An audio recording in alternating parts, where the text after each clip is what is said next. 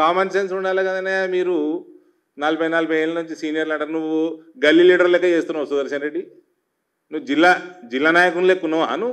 మంత్రి పదవి కావాలంటే బుద్ధి లేకుండా వీళ్ళకి షోకులు, వీళ్ళు బాబు హోలో కడక్ బట్టలు, ఫోన్ల మీద బెదిరించుడు, పని చేయండి రా అంటే చేత కదిలే.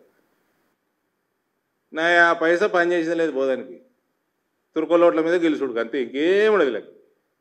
ఇప్పుడు నిజాం షుగర్ ఫ్యాక్టరీ ఏం చేస్తారు? దాని కమిటీకి చైర్మన్ ఎవరు ఉండే, ఏదో కమిటీ చేశారు, క్యాబినెట్ కమిటీ. శ్రీధర్ బాబు ఉన్నాడు అలా. శ్రీధర్ అన్న వచ్చి మేము పరిశీలిస్తున్నాము అన్నాడు. ఏమే ఇదేనా పరిశీలించుడు?